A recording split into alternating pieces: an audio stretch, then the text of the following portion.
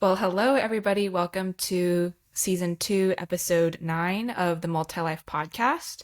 Remember to go follow our Instagram at multilife.pod. And now we're going to go around and say hello.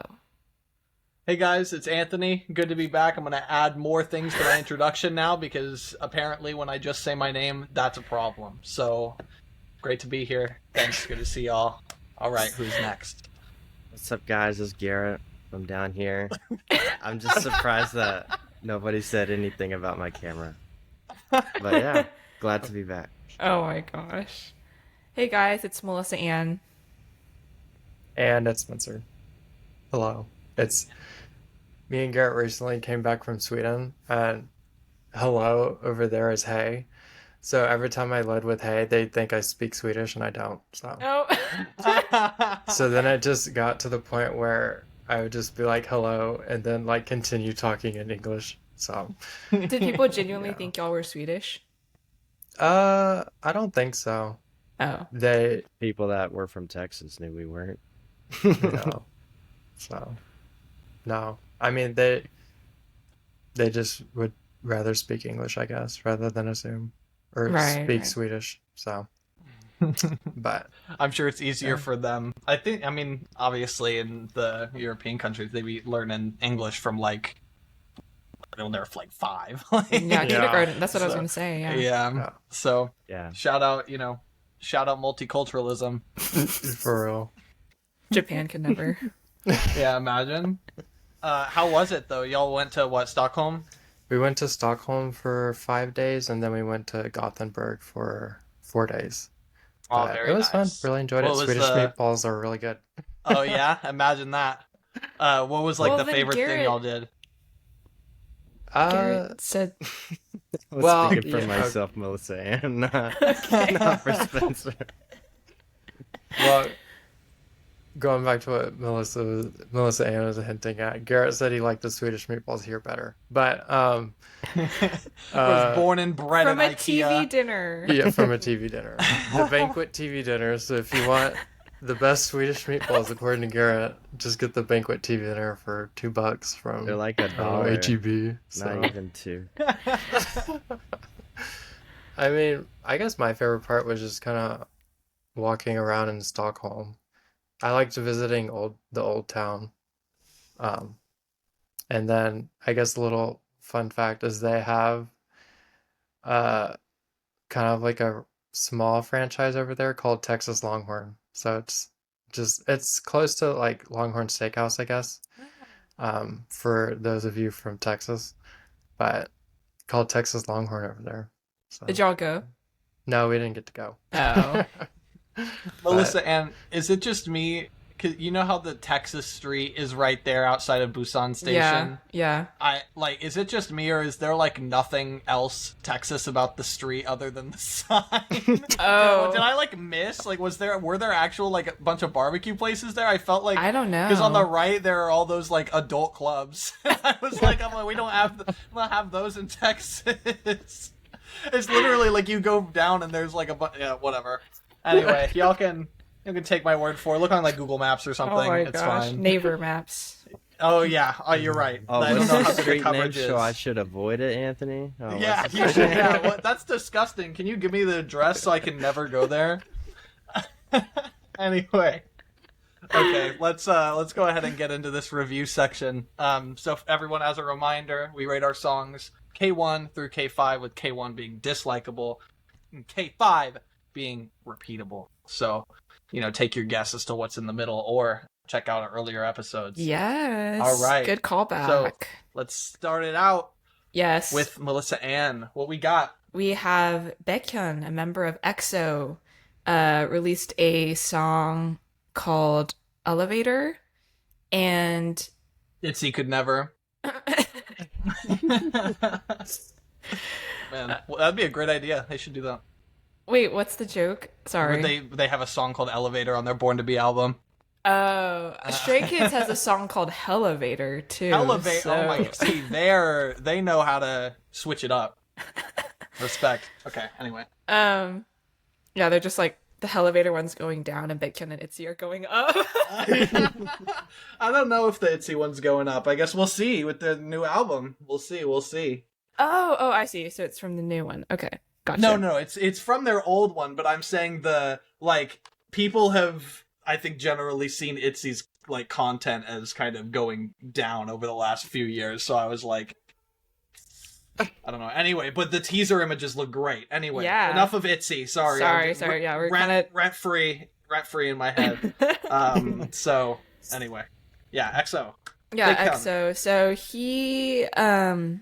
he is like EXO has been around for a long time. Contract renewals came up recently. I don't know how recently, but recently, and BAEKHYUN is one of the members that went with a different label, but he's like still promoting under. He'll still promote with EXO as a group, but he technically is under. He's not under SM anymore. What is his so label? Do you know? It says on the thumbnail. It's like something 100 100. because it's like Beck or some. I think he started the company, so it's like a play on his name or something. I guessed. Oh, INB 100. Is this it? Yeah, Or SB? Okay, whatever.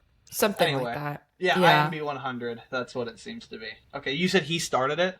I think he started the company, and a couple other EXO members are under it too. I feel like I should have done my research beforehand, but I'm like, this is from my rough memory of keeping up with boy group K-pop news. But Right.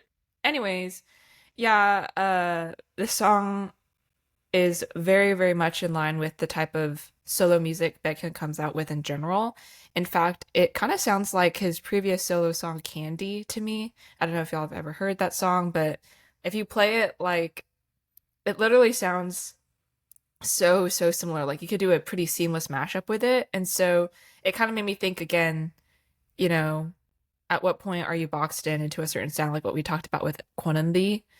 Because I was just kind of tired, frankly. Like, it's a K3, but I was like, I've heard you do this so many times before, and like, I'm ready for you to change it up. And I'm worried that the more he sticks with what he feels like he's good at, it's just going to sound more and more dated as time goes on.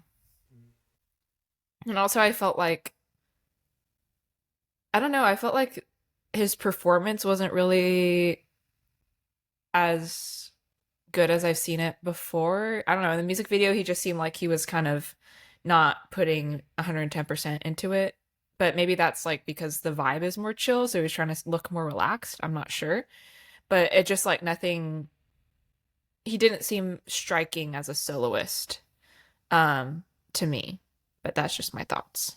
I see. I think it's funny that because I mean I haven't heard any of like BAEKHYUN stuff specifically. I know most of my EXO things that I've listened to are back from like 2015 era, like Overdose or like Ururong, like Growl, like those kind of things. But and it's funny that, so you're saying in your experience or your opinion that you're feeling like he's limiting himself and that there's not really much to talk about in regards to the song because like we're not saying anything that hasn't already been said. Yeah. But I will say I liked the music video. I think most of my notes, even though I do like the song and I put that it's probably about a K4 that I liked the song, that it was light, bouncy, fun, had a nice mixture, I thought, of like melody and flow, but I didn't really have much to say about the song itself. But I liked the little animated portions that they put in the music video. I thought that like, I mean, there are some times that I think doing that kind of stuff, it cannot necessarily fit into the music video as a whole. It can feel a little out of place, or it can feel like maybe it's a bit drawn out. But I thought that their inclusions of the animated portions were actually quite tasteful and thoughtful, and they didn't like overstay their welcome. And then beyond those, I thought that the lighting and the visuals overall were pretty cool, and that the way that the music video was shot struck me more than other music videos that I normally watch. So overall, it was a pleasant experience, I'd say, listening to the song.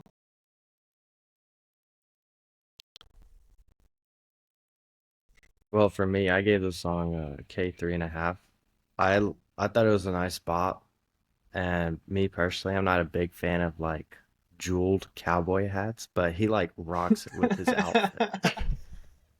Uh, I do agree with Anthony though that I did like the mix of the animations in it. It didn't go over the top, and they weren't too flashy, so it was like the perfect mix of like real life and the animations. But other I than don't know that, K why. 3.5. I don't know why when I first saw the elevator come down or whatever, I just thought it was. I don't know why I thought it was a TARDIS.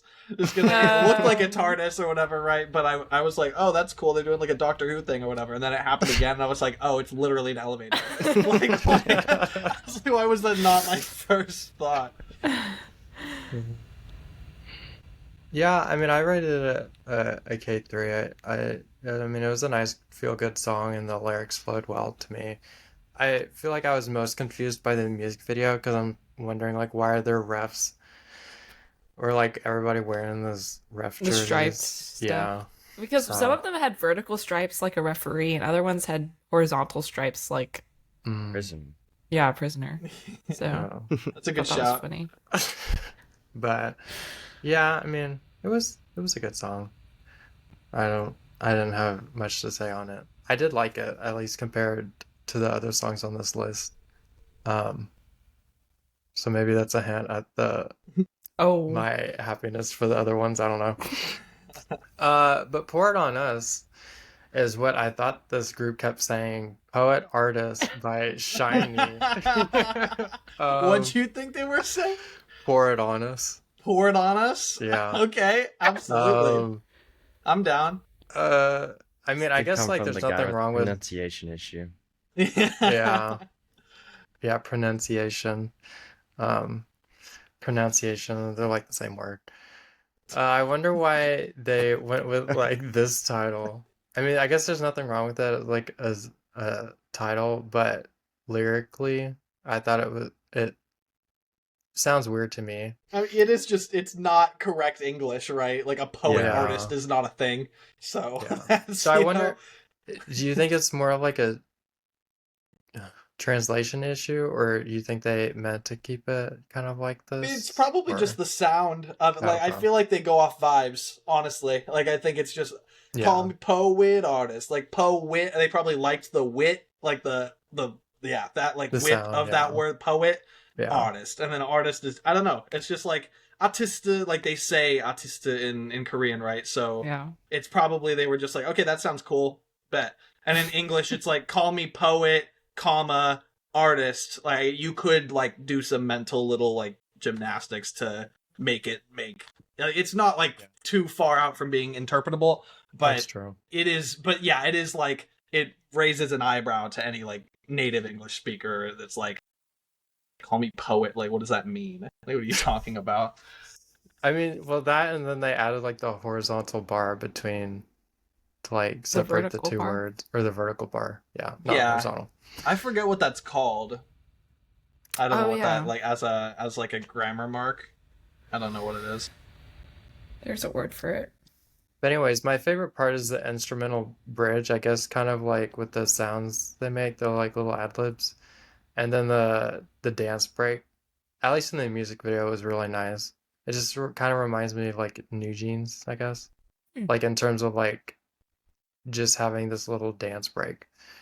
Um, Not that they were the first ones to like introduce a dance break in a song, but that's just what it reminded me of. But interestingly, one of the members was wearing the same shirt as BAEKHYUN in Yes. Elevator. Yes. Good The catch. Good the catch. I did what last night? I was like, I guess this must be a popular shirt right now over there or something. They're using the same set.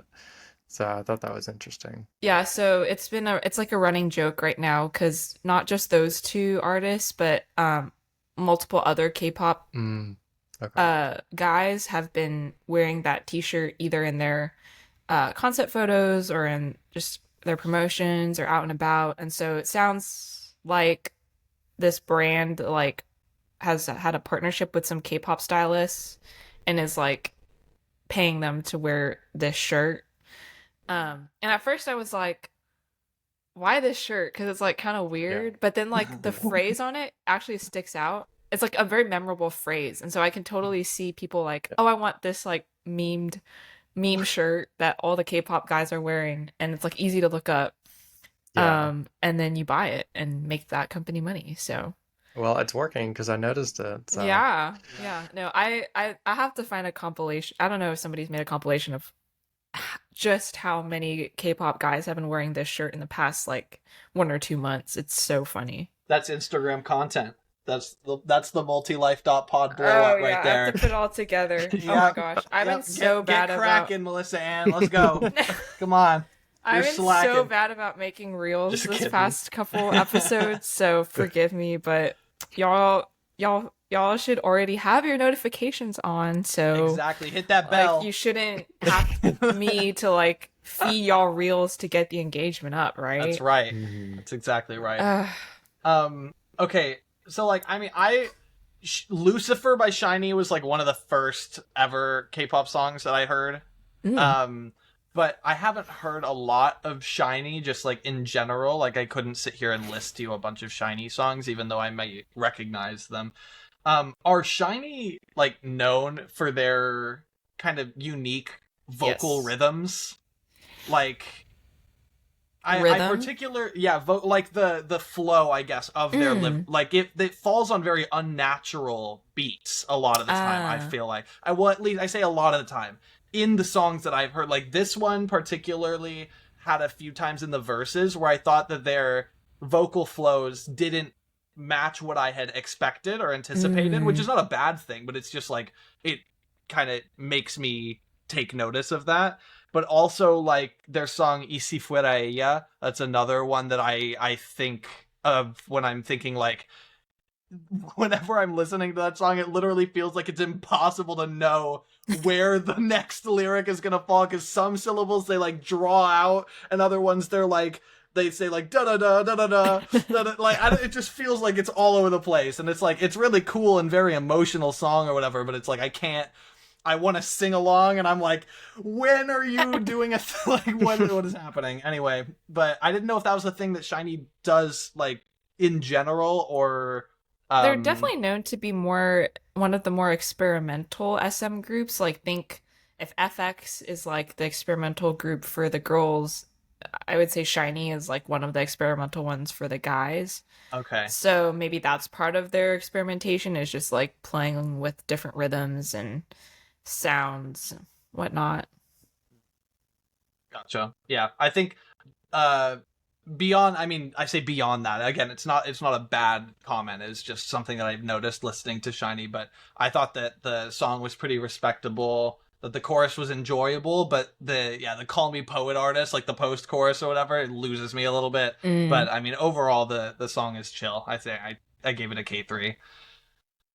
I give it a K3 too. They made a K3 too. SMH, SMH. I'm sorry. No, you're good, you're good. I gave this a K3 as well. I think so this song is very special in the SHINee fandom because as y'all may know, one of the members of SHINee took his life in 2017, I want to say. And so this song was actually created from a demo that he recorded while he was still alive. So you can hear his voice in the chorus. And then Wow. in the bridge as well when they're doing that like scatting like like he's just kind of like saying gibberish. That's him like singing on the demo. Oh wow. So it's pretty cool how they were able to have like a OT five or all the members on this song even though one of them is not physically here anymore. So definitely really cool what they were able to do with it and build out the rest of the song. And also apparently like Jonghyun's family is getting like had the rights to the song. SM asked for permission, so they're getting like the royalties, and they have like a foundation for mental health that they've set up as well. So it's just like all around good things happening, and even if you're not a fan of the song, you got to appreciate the meaning that it has for the fandom. So thought that was really cool. That is cool. Yeah, I also gave the song a K3.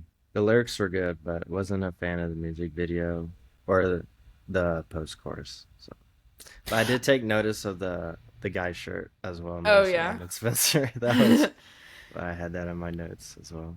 I was gonna say one thing I really enjoyed about the music video was how glowy their skin was, and especially like the first few shots. That's like the first thing I noticed. I was like, wow, they're like, just like the water was really reflective. They like mirrored it with like their skin, their base makeup being really glowy too. So I was like, I like that. That's cool. I can never have that good skin. I thought it was funny that I just saw Clara post on her Instagram story. She was like, "Does anyone have good suggestions for like acts from Olive Young?" Oh yeah, Because she's trying to get her routine established because now she's got access to all the good right over there. Oh. Yeah, and I definitely replied. She was looking for lip tint. Lip tint, I see. And you put her on? Yes, I did. That's excellent. But she just hearted it, so I don't know whether she actually went through. She just hearted it. I thought you said she dishearted it. Oh, no. I was like, hello? Oh. But she probably was getting a bunch of suggestions, so she probably just like was hearting all of them. I see. Yeah, sorry, Clara, I don't know what you're if you're listening. I did not take that personally. I was just like, oh, okay. Yeah, she doesn't even listen to me. She didn't even take the time to respond. She doesn't even care about my input. Oh my gosh. Anyway, okay, we're gonna move on to the next song on the docket. IRENE and SEULGI coming out with. Is this their first release since Monster?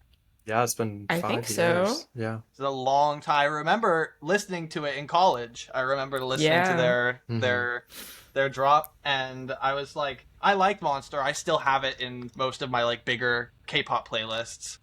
Yeah, I mean, I didn't know what to like expect necessarily. I knew something like unique for sure because I mean, Red Velvet have their own type of the type of sound, and they have their unique style, but IRENE and SEULGI's Monster was more powerful, more like performance driven. And so when I was listening, I didn't really know like what to expect, but there were a certain like, I don't know, as I was literally from the beginning of the song to like the first chorus, at that point, like when the first chorus came in, I was just like, okay, I'm gonna stop like trying to think about what's gonna happen. I'm just gonna like enjoy what I'm listening to, because like I was really, I thought the addition of, there were like a couple of horns that came in during the first verse, just like 2 like blasts of horns that were just like really, I don't know, it like woke me up like during that verse.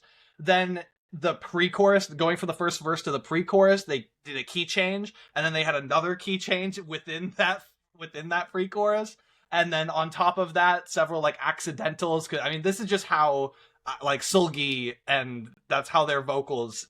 They like to modulate the keys, and they like to just do certain inflections on the notes that just make them hit very like pointedly. It's all very methodical. It feels like the way that the melodies are constructed. And then when it went from that to an anti-drop, and then the anti-drop, I expected like another layered drop on top of that. Like I thought after like the first 8, like the first 2 measures or 4 measures or whatever, there was going to be 4 or 8 measures. There's going to be another drop, and there wasn't in the whole song. It stayed at that point where I was like, oh, they're going to give me a little more. Like eventually they're going to give me a little more. But it keeps you at that level of anticipation, which I thought that was like, that's cool. It lends itself well to like the listening experience overall, that I felt like I was constantly like, okay, when are they going to give me another, like, give me something that'll finally like reach the climax, and I'll be like, okay, that was satisfying or whatever. And it's not that it's unsatisfying, but I mean, you get what I'm getting at. I thought that the airy vocals in the chorus reminded me of Jisoo's Earthquake vocals. And I said, like, honestly, the whole song kind of gave similar vibes to that. or yeah, similar energy. But it was funny that like as I typed that was the scene in the music video where they're like following the camera from angle to angle, just like in Jisoo's music video. Yeah. So that just kind of solidified it, and I was like, haha, media literacy.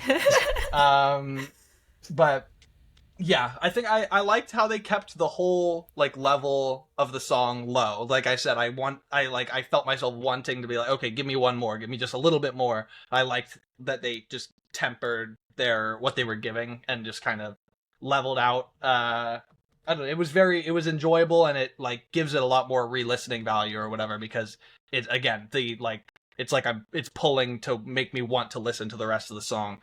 But yeah, so overall I really enjoyed it. I give it K 4.5 probably. Oh wow. But I haven't listened to it too much, and I'll have to listen to the rest of the EP as well. But is it an EP? It's not a full album, is it? Probably a mini album. Probably a mini, because no one does. That's fully a lie. People do be releasing full albums, but yeah, EP. Cool. I'll have to listen to the rest of it too. So anyway, those are my thoughts. Yeah, I mean, the music theory behind what made it enjoyable for you, which is like keeping that tension, not really having that like satisfying drop, is what made it hard for me to rate it any higher than a K 3.5. So I really like this style of dance music. Like I wrote down exactly the same thing, Jisoo's Earthquake, and I mentioned in the Earthquake discussion Kylie Minogue's Padam Padam. I really, really, really like how those songs sound.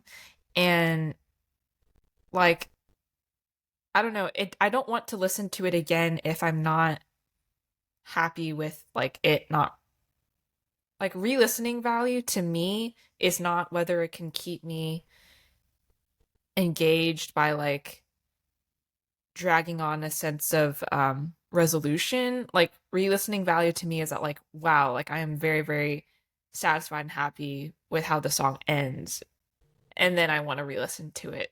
I don't know. I guess like we have very different factors going to what makes something re-listenable for each of us, and I find that very interesting because I don't think I've ever heard you elaborate on that before. So yeah, I'm like total opposite. Like I need that resolve, and I felt like this could have been solved slightly if they upped the volume and I guess resonance of the instrumental in the chorus.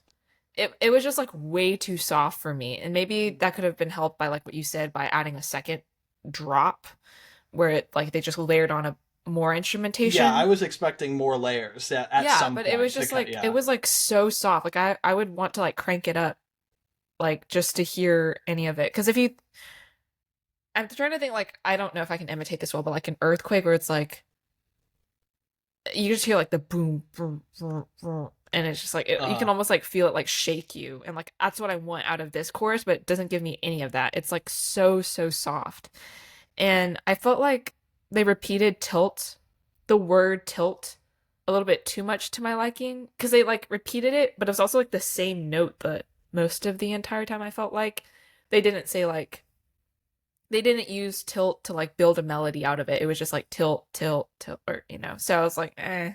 It's like you're playing skee ball in an arcade and you're like climbing on the machine. Tilt, tilt. Oh. Perhaps. But yeah, I mean, it definitely grew on me, because I initially, when I first listened to this song, when it first came out, I was like, oh yeah, like K2, I'm never gonna listen to this again. But you know, it's grown on me. It has elements that I like, but it's just like it's just not satisfying, and maybe it'll grow to a K4, but I feel like it'll just kind of stay in that K3 territory.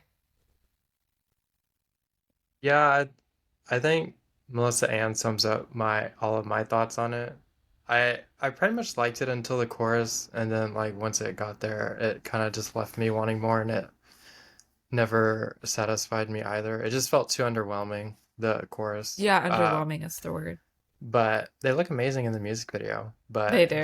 Definitely nothing like a Monster. So. Well, I think Spencer basically summed up all my points for this. And I gave it a K4. But what? Wait, what? I would rate it like a K3 and not any higher. Well, the intro I could just play on repeat alone. I thought the intro was like really good. Uh, I thought the lyrics were good and the music video had stunning visuals, but I agree with Melissa and that they said tilt too many times. So if Were they you have tilted? no. Anyways, uh,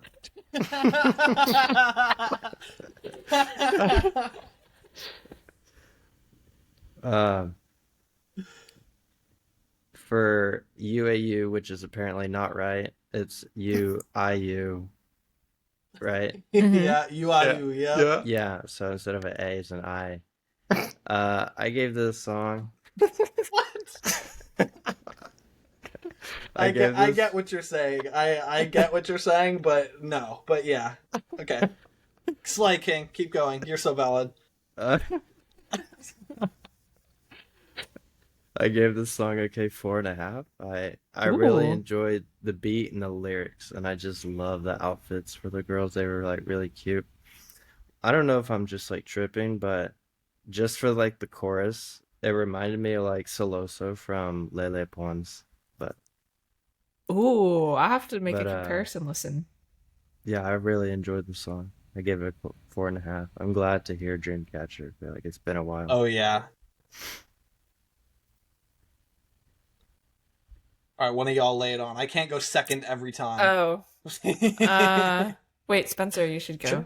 Yeah, I'll go. I was trying to re-listen to it to make the Soloso preference, see if it's valid, but I don't know. Uh, I love the beach sound to it, I guess. Like I don't know what you would call it. I labeled it as like an electric steel handpan. I have no idea. Okay. Okay. Well, I don't know what kind of sound does that be, kind of melody have? Like you're talking about the sound in the chorus. Well, it's prevalent throughout the entire song. Yeah, I literally thought it sounded like someone's voice. Like it sounded like someone just going into the mic and like making those noises. At least there's like certain like instrumentation in the chorus where it sounded like that. I don't hold I on. feel like we're not listening to the same song. Probably not. Probably not. Here, hold on. Here, this is gonna be I'm out. so the sound in the chorus. Well, no, like you could just go to the very beginning and you'll hear it. Oh, it's just the beginning. Yeah, no, Oh, like I'm talking about the like. I guess the post chorus where like. oh no. Like whatever, it just literally sounds like someone just went into the microphone. Like,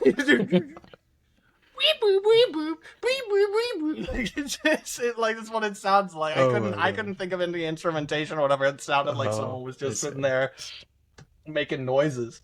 Anyway, Oh, I see. Well, anyways, I would rate this higher than Tilt, but I do think it kind of suffers the same issue as the last song, where the chorus sounds empty and kind of underwhelming to me. However, like this electric steel handpan sound, I don't know. I love the instrumental throughout the entire song, so I wish the lyrics were a little bit Okay. more impactful. I'm with But you. I do see this song growing on me more. But 3.5 for now. But I can see it reaching K4. I'll have to keep listening. I also. Is it? Uh-huh. Sorry. No, Is go. it a marimba? The music? Oh, yeah. It sounds like a marimba. Okay. You know, like the things in like a band room where it's like the wooden Yeah, the planks xylophone. with the similar. Yes, it's very similar. Except instead of the metal boards on the xylophone, they're wooden, and you hit Yeah. them with, instead of hitting them with like actual sticks, they have like cloth wrapped at the end. The drumsticks that you use. That's what it sounds like. It sounds like a marimba. Now it makes sense. Because I looked up I looked up electric steel handpan. And I was like, that sounds like it. Anyway, I'm sorry, Melissa Ann. Go You're ahead, good, you're please. good. Go ahead. I rated this the exact same as Tilt, 3.5, K 3.5. I instrumentation too soft. Like it just I need that like I need it to be able to like boom in my car, you know, for it to feel like a proper dance song. But considering this is from a Dreamcatcher, like from Dreamcatcher members, like this is absolutely insane. Like I don't usually listen to Dreamcatcher because I'm not a fan of any like rock or metal genres, but I would listen to this. Like if they came out with more music like this, I would be like close like I would be a big fan. So Someone's going real fast out there. um so I'm really, really excited to see what else they come out with. I think this is a good start. The music video was beautiful. Like the way it was color graded, it had a bit of like filter on it to make it not like it had like a bit of grit to it. And I thought that was really pretty. But very excited to see what else they come out with. Again, this wasn't quite as strong as I had hoped, but still exciting. Yeah, wow. I agree with Garrett's comment of they look amazing. Like Sua's outfit, Jiu's haircut, Yuhyun's waist. I don't know. They looked really good. Yeah, I wrote down. I said very unique sound, and it literally sounds like someone's voice in the post chorus. Like it sounds like someone just was going crazy on the mic. The other thing that I noticed was right at the beginning. I felt like there was some weird like polyrhythm going on at the beginning. Like it sounded weird, like it didn't perfectly mesh. And so I sat there and I counted. And so the first 4 measures, I think, it's just that electric hand pan. It's just that that melody. And then after the first 4 measures, they add claps. Okay. They add 2 claps per measure. And normally, right, when you're clapping along with a song, ba, ba, ba, ba, you clap on the 2nd and the 4th beat. And there's always some idiots that are trying to clap on the 1st and 3rd beat. Don't be that person if you're listening to this podcast. This is your message. You clap on the 2nd and the 4th beats. The interesting thing is that I sat here and I counted because it sounded off.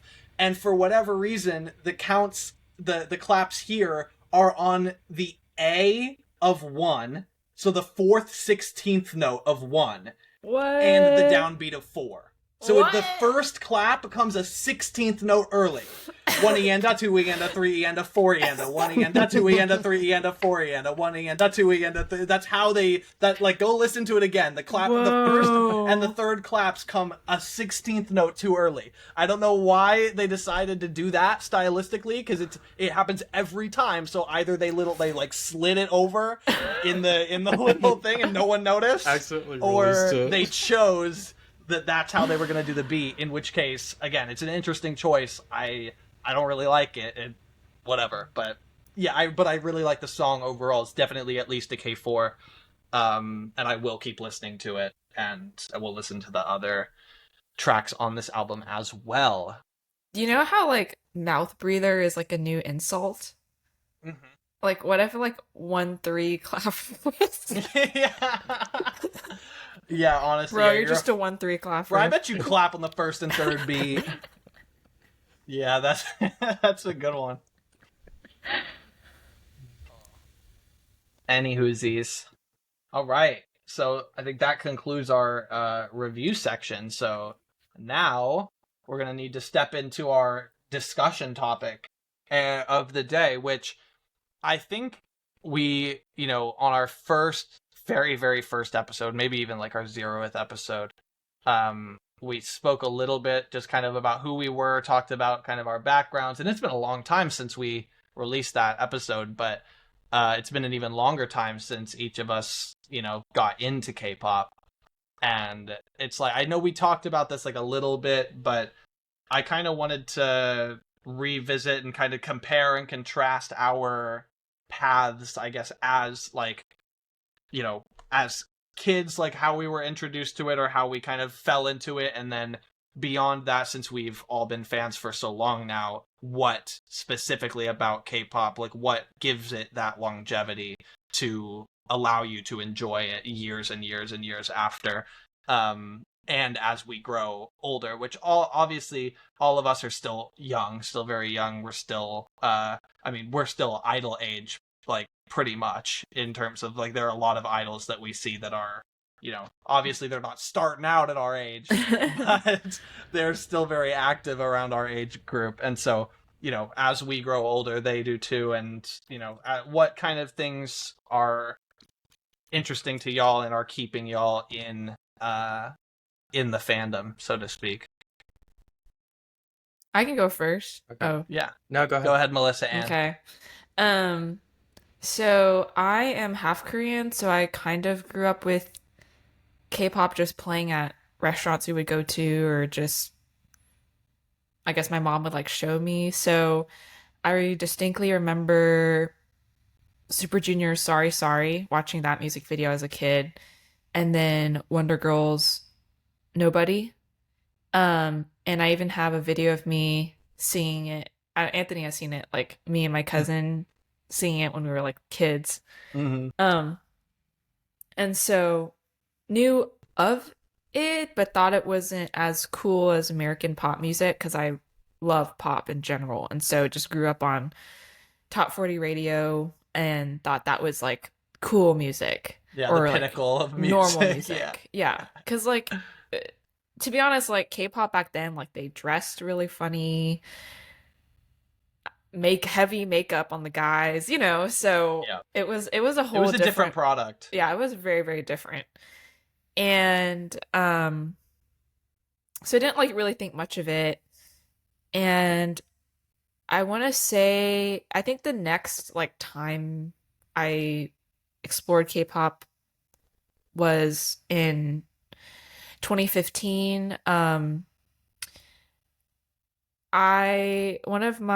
of the girls that had the same piano teacher as me, we were like at a piano event together, and she was wearing a BTS jacket, and I was like, that's interesting, like what's BTS? So I remember looking them up, and I was like, oh, it's like a K-pop group.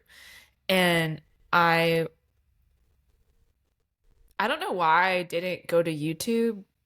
Maybe I was like scared of being like found out or something, but I distinctly remember going to iTunes and looking up their music videos there. I don't know why. I don't know. For some reason I was on iTunes. And so I remember watching Run and I Need You.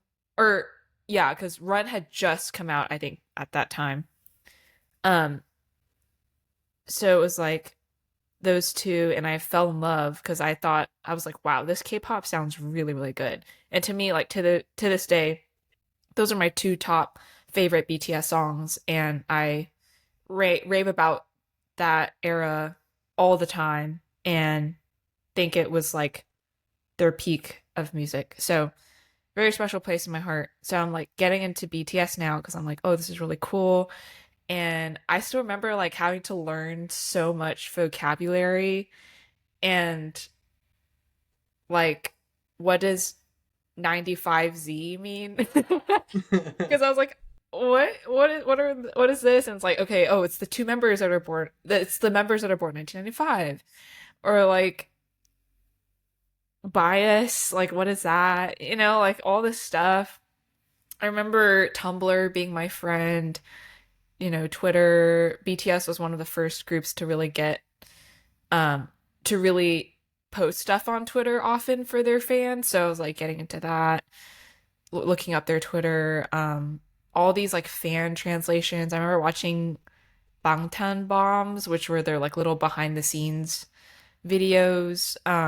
So yeah, like super, super into BTS. And then watching like, I would start like watching other music videos that were recommended. So I remember distinctly watching Cheer Up the day it came out and Fly by GOT7 the day it came out. I think that was like 2016, so a little bit later. But this is all like piecing together different memories. I remember watching Kville Entertainment's videos. I don't know if y'all have seen that channel before. They do a lot of like top 100 K-pop songs week May 2025 week 4 or something. So they have Mhm. like a viewers submit their top songs of the week, and then they compile it into a chart. And they still do that all these years later, which is incredible. But yeah, back then, 2015, I remember watching cable entertainment's weekly chart video, um, to just like watch it and see if BTS was like on the top, which they were, I think. And then I remember Manse by 17 was in that video. And I distinctly remember because like Mingyu had blue hair and I was like, who is this blue hair guy? Is like really attractive. And so I looked up 17 and then like got really, really into 17 because they're just so funny and their content was great, their music was great. So at this point I considered myself an army and a carrot, which are their fandom names. And also just like watching a bunch of other stuff too. But then school got busy, so kind of like fell off and just focused on school and other music and life that was going on at that time. So uh it's interesting because like people think that when I went to Korea for my study abroad in 2018, maybe I was like compelled by K-pop to go, but actually I had like not listened to any K-pop from 2016 to that trip, like at Vouch. barely any. So I was like, whenever y'all were like showing me K-pop songs, that was like my first K-pop songs in like 2 years. Hmm. So that was like Likey by Twice, Yeah. as it's your Yeah, as if it's last your by last, yeah. And we were Blackpink. there when Dance the Night Away released. Yes, Yeah. yes. So like, and then we went to. Fortunately, I was like catching up um on K-pop kind of like in my free time when I had Yep. it. So by the time we went to watch the recording of Inkigayo, I like kind of knew the groups because I had like Yep. just been like watching them around. So I was like, okay, I'm not like completely clueless. Um, oh yeah, I was there when Blackpink members were revealed as I was a teenager. Isn't Oh, that crazy? Like I saw the concept photos come out. I saw NCT's concept photos come out when those members were revealed. So I'm just like really happy I was there from the beginning for them. right. But okay, I need to hurry up. So then that like spurs me, that trip to Korea spurs me to like get back into K-pop. And so I do. And I guess the next question is like, well, really quickly, I kind of like don't vibe with BTS and 17's music anymore when I get back into K-pop. And then in 2020, Hybe announces they're coming out with a survival show. So I'm like, okay, Hybe, like they said like they're putting like millions of dollars into this show or something. So I was like, okay, obviously this is a big deal. I want to be there for the next Hybe boy group. And so I watch Island, and then that's the show that formed in Hypen, and so I'm really into Hypen now. Like they're my alt group. Don't really, yeah, like they're totally my alt group. So why did I stick with K-pop since I discovered it or since I rediscovered it? I think like my favorite thing about K-pop is that it's pretty easy to follow. Like I know some people feel overwhelmed, but if you think about it, it's actually like pretty self-contained compared to the American pop industry because you have like your big four companies, and as long as you're like following general like big four, and then like the like big four is at the top, and then you have like your mid-tier companies like think like Starship, Cube. Black Label, um would you even say? Or is that like a I feel like tertiary? it's like a nepo baby of Yeah, that's kind YG. of real though.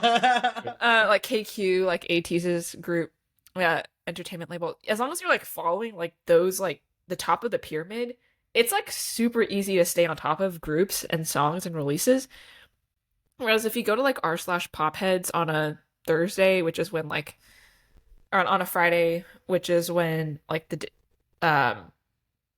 Western releases come out, there's like so many random singers that you're just like, where did you come from? Like, I don't even know how to track you. Like, I don't even know what label like Billie Eilish belongs to. So, Mhm. so then I'm like, then I don't know who she's tied with. It's just so confusing. Like, and they don't come out with a lot of music often Right. or like behind the scenes content or anything. Um, and they don't have CDs to collect. I mean, they have vinyls, but I don't have record players. I don't know. It's just like I feel like the Western pop, following Western pop is like very it's just too like open-ended, if that Hmm. makes sense. Whereas like for K-pop, I feel like I can stay on top of like major news, major releases, major groups, still have time to like find new groups that I want to keep on my radar. So it's just easy. It makes sense. It makes sense to my brain. Yeah, and you can kind of choose when and what to like focus on. Yeah, you can Yeah. choose what to focus on when. Like sometimes you might be more into like watching variety shows, or Yes, like yes, yes. specifically, or yeah, if your like favorite group or whatever has a reality show that they're producing or whatever, and you want to focus on that, or like ITZY's weekly like ITZY like ITZY question mark Uh-huh. ITZY exclamation point, or like the Twice TVs or like those kind of things. You can focus Right, on right. those.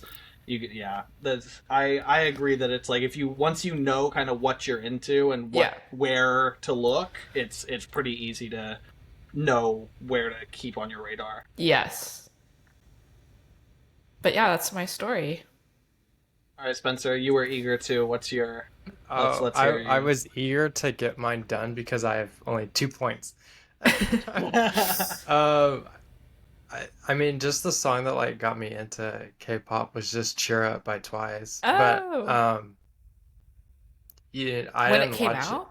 No, I didn't watch it when it came Oh, out. I think oh, I watched it probably like 2018, 2019. So it gotcha. would have been like a Like year, two fancy feel years. special era Yeah. kind of. Yeah. I remember watching Fancy and Feel Special when they came out, but I mean, Cheer Up just kind of like came into my playlist by chance, I guess, by whatever Spotify algorithm decided to play it during a gaming session.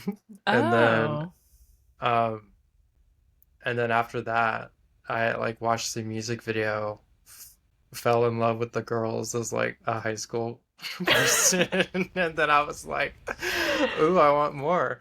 Like I just wanna I wanna like learn their names, and I mean, this sounds super weird. I want to learn their names and I want to listen to like all the other songs, and then from there then it just kind of branched out to other girl groups. I mean, I never uh like listened to Blackpink or like were was familiar with their introduction or anything, but like I remember being in high school just waiting for the um Kill This Love music video to come out, and you know well, maybe, yeah, I guess it would have been during the morning when they release it in Korea, but Hmm. I just remember be like being and waiting on YouTube to like in the queue, I guess, Yeah, to when it refreshing the like. Yeah. waiting for it to release and so I can watch it. And I mean, I guess that's,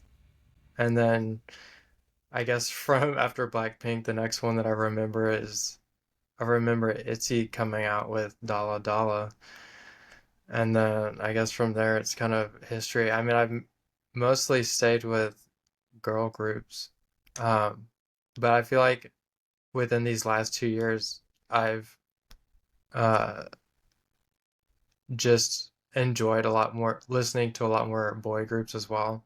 But I feel like all of the boy groups or boy singers that I listen to nowadays are from former boy groups. So they're a lot more like older Mm. singers rather than younger boy groups, if that makes any sense. Yeah. Yeah. So, but I mean, that's how I guess I pretty much got started. I mean, it was never a full dive into K-pop. It was more like listening to a song, like a new song here and there, and then Mhm. getting up to speed with the entire group, and then kind of going off of what Melissa Ann said. Then you're kind of connected with like the company, and then you can see who else is connected or, somewhat related to the who's all under the same label. And then I guess like for why I kind of keep up with it, like Melissa Ann was saying, mostly for their frequent comebacks. And I don't mean this as in like I feel like I've said before that I don't like it when a group comes back like I don't know twice a year or whatever. Like that's Yeah. just not enough time for them to, in my head, for them to rest or for them to, I guess, advertise Like make a whole new yeah, product. yeah. Hmm. So I mean I just love how frequent like people come like groups come back all the time, and it's just so much variety in the music for K-pop. And at least like Melissa Ann was saying, like for Western music, you just like never know when they're gonna come back. And I feel like a lot of people that listen to Western music, they'll hear their artist and then that's all they will listen to until their next release. And I'm like, I can't do that. Like, I need something else. So then my playlist ends up being, thousands of songs long. And I'll listen to all of them on a shuffle, and I'm just like, these are all good. So, but yeah, I guess I stay with K-pop for the variety and the frequentness of the music. So yeah. All right, Garrett, twin. What's Well, I'll make your this quick since we're running out of time, and Anthony still has to go, which I'm sure will be a while. So, if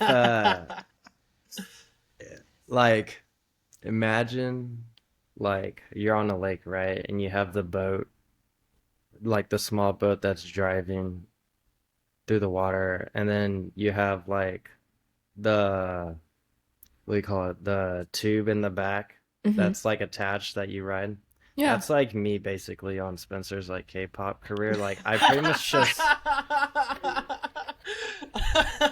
much just ride whatever he like listens to because I was first introduced to K-pop with Cheer Up Baby by Twice, and he showed me that music video, but I never quite went on my own like K-pop journey. Like he was the one that introduced me to like the rock bands like Dreamcatcher or and then like Rose Quartz I've heard from like just Mhm. Spotify algorithm. But he's the one that like pretty much leads me to like new groups or new songs or whatever. So I pretty much just ride his wave. That's about it. Do you feel like being on the podcast has exposed you to more K-pop than you would have originally listened to? I think it definitely opens me up to like having to listen to more, but sometimes uh it can be overwhelming with like the older groups that Oh yeah.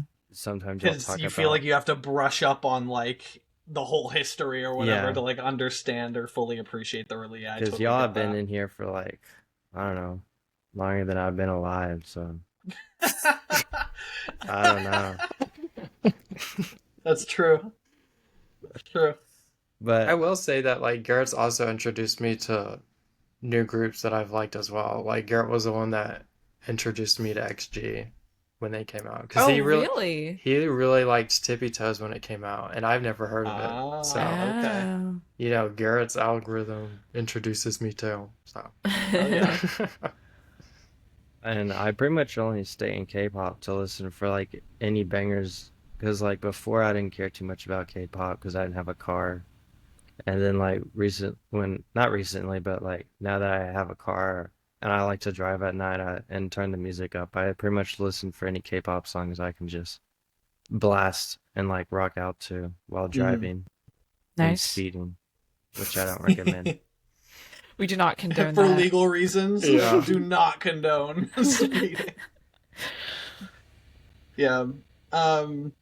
Sure. Yeah. I'll try to keep mine succinct as well. But yeah, I think mine was kind of as Melissa Ann was saying, like around the time when when K-pop, I feel like did just start. Okay, we are going to market like as a global phenomena. Like this is going to be a like cultural export of Korea. Like I feel like there was like a switch that flipped, particularly with the advent and pervasiveness of social media, where they were like, we can hook many people on this. And so like my entire like enjoyment for K-pop and like just I think Asian media in general has been cultivated through my social media recommendation feeds. Like my like the first K-pop song I ever heard was A-Pink's No No No, which showed up on my recommended randomly. Before I listened to K-pop, the first like Asian if you want to, yeah, modern band or group or anything that I listened to was Baby Metal, which I'm seeing Baby Metal actually in Irving in like 2 weeks. Oh, so how that's pretty fun. cool. But like, so I think that kind of maybe prepped my ear. I also played Osu in, so like the Japanese rhythm game. It's not, I don't even think it's Japanese. I think the creator is Australian. Anyway, and it's like, I played Osu, which I think kind of prepped my ears for like, I mean, anime intros and just like generally like more modern Asian like pop style, if you want to like consider it under an umbrella like that. But then beyond that, yeah, A-Pink's No No No, which I would listen to like in secret in my like on my phone or whatever in my biology class in freshman year or whatever. And then eventually I think very shortly after Twice's debut, the Fine Brothers did a teens react to K-pop, which I listened to, and I was like, hey yo, I think it had like One Shot by BAP on there. They had like, I think maybe they also had No No No on there. They maybe did. But yeah, I mean there were a few songs on there where I was like, this is kind of fire. And so I just started listening to it on my own. And then yeah, that was when Twice, like I think that's what put Twice on my radar, because I think they did react to like UA as well. And I was like, ooh. I was like, hell yeah. And then I was Cheer Up was my first Twice comeback that I was a part of. And so that was very exciting. And I think that's what hooked me. And then my attachment to Twice as a group and just, I think the entirety of K-pop as like a product is what keeps me here, is that I can connect to the group through social media. I can see like what their activities are on social media. I can see their kind of, at least their broadcasted personalities on like variety shows. I can see their reality TV, like adventures, antics, whatever they get into. I can listen to their music on streaming. I can watch their music videos. I can do all these things. And then on top of it, it's not just the music that they're performing, which of course that's an aspect of it, but it's also the choreographies and the performance, and it's an entire like, it is an entire encapsulation of like many different things that they're serving up, that whereas American pop is mostly just the song and just the image. It's not like, yeah, like you might get your artist to go on like Hot Ones, but, you know, but that's like about chicken what you shop get. date. Yeah, exactly. It's like, otherwise you're gonna have to be looking for like Jimmy Fallon clips. Right, right. And it's like, there's no, and you're right, like it's not like a consistent thing. It's like, oh, this person's like, okay, oh yay, Charlie Puth's coming out with an album that, you know, it's his first album in like 4 years. Okay, he's gonna go on like a few talk shows, but you like, I'd have to go to like each of the social medias and be like, okay, when is he going to be on? Oh, I don't even have cable, so I can't watch. I have to wait for the clips to be uploaded. Right. I have like blah, blah, blah. I don't know. It is, yeah, it's all over the place and everywhere. And yeah, I agree with your point that K-pop is very like, it's very clear where I can be looking for things and where I can be expecting things. And that, to Spencer's point, that even when groups take longer spaces between releases, there are just so goddamn many groups that I'm listening to and enjoying, that there will always be something in the release cycle to be interested in. And when there isn't, there's something new to listen to. So I like how Cheer Up has a role in all of our K-pop stories. That's pretty incredible.